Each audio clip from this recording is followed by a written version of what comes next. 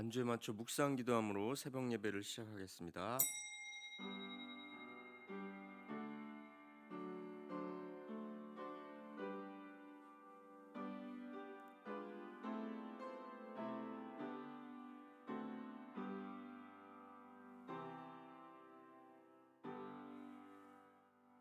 사도신경으로 신앙 고백합니다.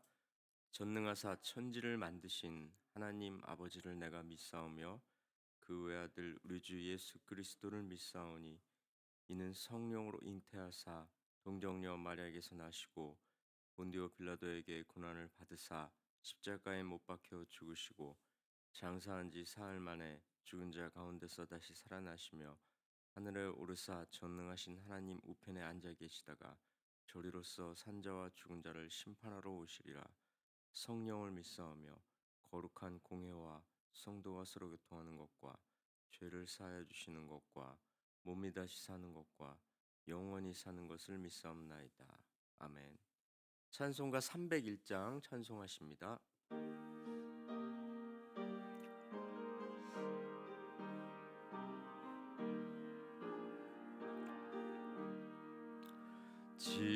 지금까지 지내온 것 주의 크신 은혜라.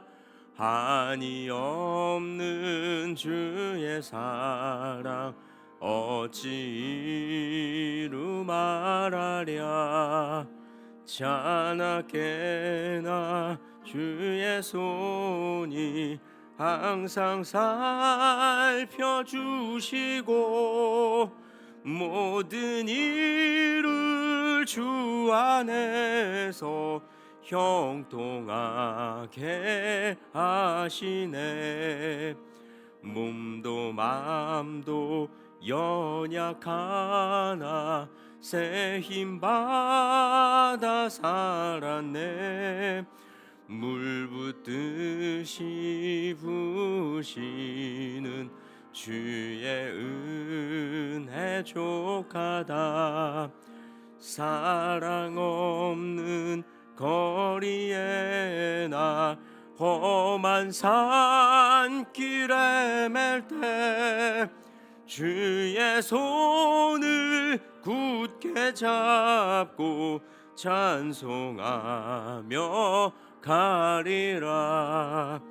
주님 다시 배올 날이 날로 날로 다가와 무거운 짐 주께 맡겨 벗을 날도 멀지 않네. 나를 위해 예비하신 고향 집에 돌아가 아버지의 품 안에서 영원토록 살리라. 오늘 상고할 말씀은 역대상 3장과 4장인데요. 3장 1절만 함께 읽겠습니다. 다윗이 헤브론에서 낳은 아들들은 이러하니 맏아들은 암논이라. 이스라엘 여인 아히노암의 소생이요 둘째는 다니엘이라. 갈멜 여인 아비가일의 소생이요. 아멘. 기도하겠습니다. 하나님 아버지, 오늘도 새벽 예배를 통해 살아계신 하나님의 보좌 앞으로 나아갈 수 있게 하시고 특별히 하루의 첫 시간을 여는 새벽에 하나님의 말씀을 듣게 하시고 하나님 앞에 나와 기도할 수 있도록 인도해 주시니 감사합니다. 이 시간에 머리 숙인 성도들에게 은혜를 베푸시어 하나님이 우리에게 주신 비전과 사명을 다시 한번 기억하게 하시고 모든 성도가 각자의 삶의 자리에서 사명을 감당하게 하시옵소서. 드려진 예물을 받아주시고 이 예물을 통하여 하나님의 나라가 확장되게 하시고 드린 손길에도 하늘의 복을 내려 주시옵소서. 이 시간에 말씀을 상고할 때에 진리의 영께서 함께 하시어 바로 듣고 바로 깨달아 바로 행할 수 있도록 인도해 주시옵소서. 예수님의 이름으로 기도합니다. 아멘. 어제에 이어서 오늘도 족보가 이어집니다. 어제 말씀드렸다시피 역대상은 1장부터 9장까지가 좀 지루하게 여겨질 수 있는 족보로 채워져 있다. 이렇게 말씀을 드린 바 있죠. 오늘 3장과 4장이 오늘의 해당 본문인데요. 마찬가지로 족보가 이어집니다. 3장 1절부터 9절은 다윗의 자녀들 명단이 나오는데요. 참 많습니다. 댁에 가셔서 성경을 한번 어, 상세하게 한번 보시면 확인하실 수 있을 겁니다. 다윗의 자녀들의 명단이 정말 많다라는 걸 알 수 있어요. 다윗은 헤브론과 예루살렘에서 많은 자녀를 낳았습니다. 그런데요, 그 많은 자녀들 중에는 암논, 압살롬, 아도니아 이런 사람들이 들어 있는데요. 공통점이 있습니다. 암논, 압살롬, 아도니아. 이 세 사람의 공통점이 뭘까요?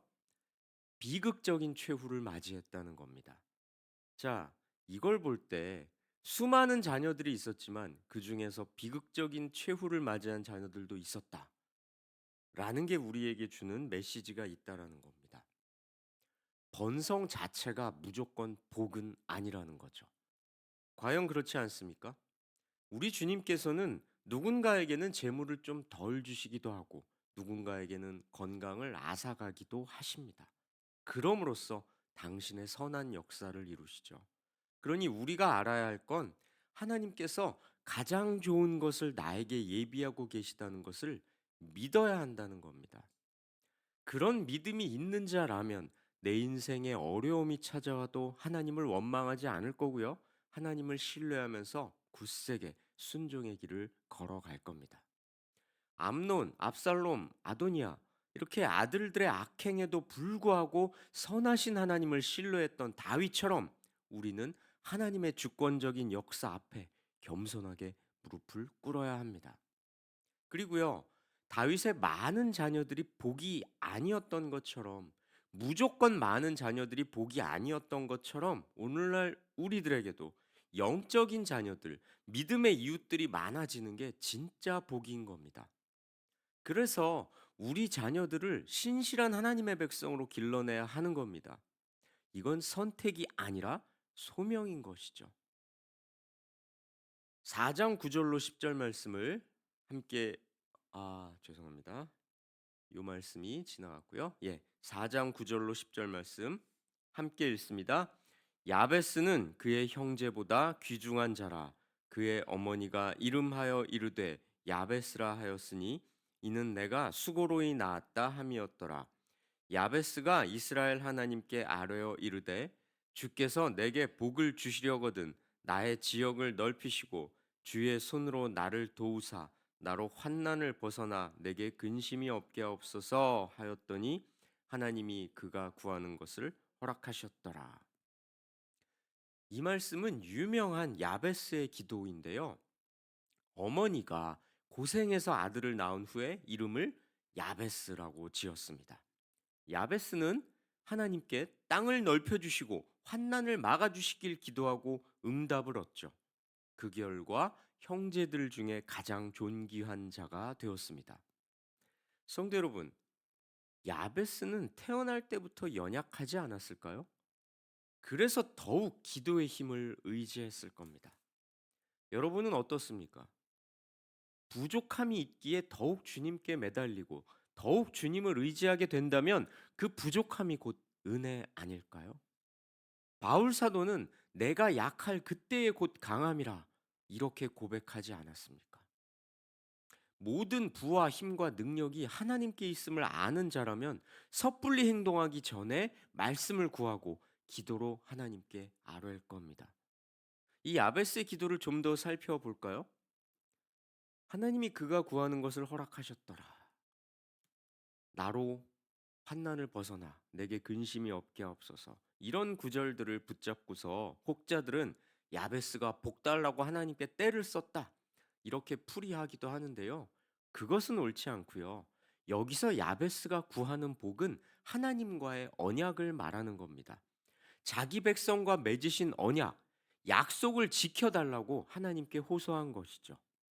지역을 넓혀달라는 건 많은 재물을 달라는 게 아니라 우리가 유업으로 받은 땅을 회복시켜 달라는 겁니다. 우리 조상들이 땅을 받아왔지 않습니까? 그거를 지금 회복시켜 달라는 것이죠. 하나님께 자기 백성을 회복시켜 주시기를 간구한 기도였다는 겁니다. 그런데요, 어제 우리가 알아봤죠. 이 역대기가 누구를 겨냥한 책이라고요? 포로 생활에서 귀환한 백성들에게 읽으라고 기록된 책이었다. 어제 그랬죠. 고향 땅에 돌아와 보니 모든 게 척박하고 힘겨웠을 겁니다. 오랜 기간 70년 동안 포로 생활을 하고 고향 땅에 돌아와 보니 옛날하고 당연히 다르겠죠. 척박하고 힘겨웠을 겁니다. 그 백성들에게 이 아베스의 기도는 힘이 되고 희망을 주었던 것이죠. 우리 조상들과 맺은 언약을 기억해 주십시오. 약속을 지켜 주십시오, 하나님. 우리 조상들에게 유업으로 주셨던 땅을 회복시켜 주십시오. 이렇게 회복을 구하는 기도가 이 야베스의 기도의 의미라는 것이죠. 성도 여러분, 지금도 하나님을 의지하는 자라면 하나님만이 내게 도움이 되시는 분임을 믿고 하나님만 의지할 겁니다. 세상이 나를 구해주고 문제를 해결해주고 그럴 거라 믿고 세상을 향해 손을 뻗는다면 우리를 향해 늘 팔을 벌리고 계신 하나님의 은혜를 무시하게 될 겁니다. 4장 24절을 볼까요? 함께 읽습니다. 시므온의 아들들은 느무엘과 야민과 야립과 세라와 사울이요. 4장 24절부터는 시므온 자손이 소개되는데요. 시므온 자손은 이스라엘 12지파 중에서 가장 미약했습니다. 그런데요. 4장 1절을 한번 볼게요.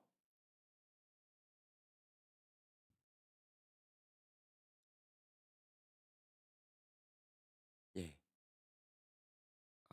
4장 1절. 예, 4장은 유다 지파로 시작이 됩니다. 지금 화면이 좀 착오가 있는 것 같은데요. 4장은 유다 지파로 시작되는데 우리가 방금 본 4장 24절부터는 시므온 자손이 소개되고 있다라는 겁니다.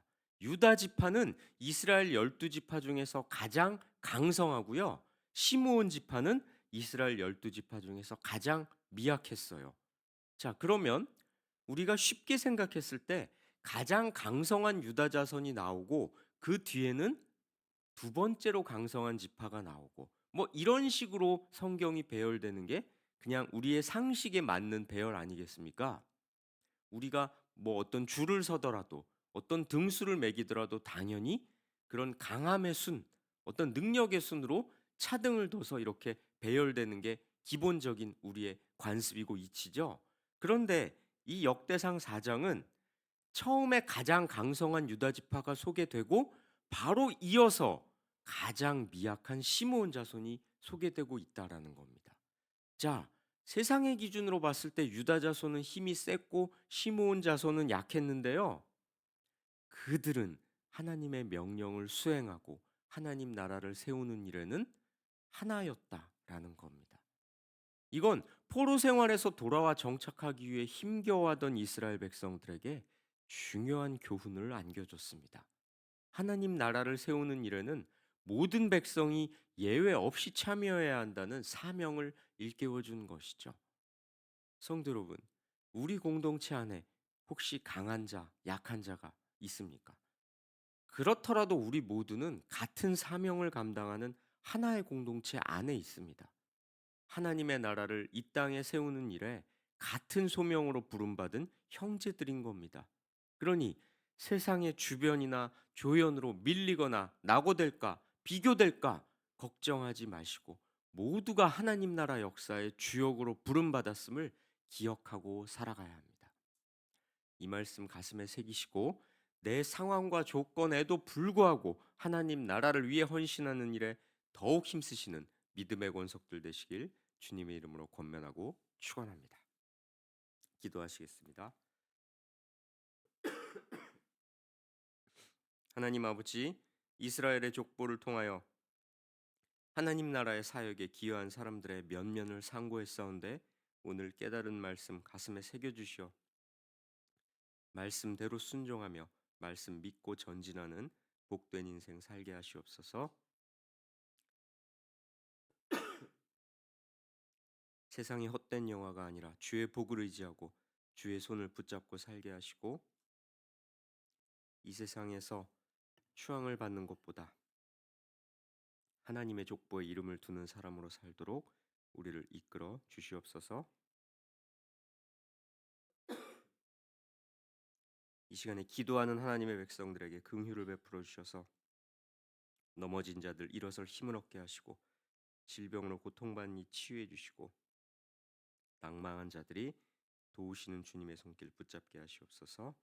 예수님의 이름으로 기도합니다. 아멘. 주기도문하십니다.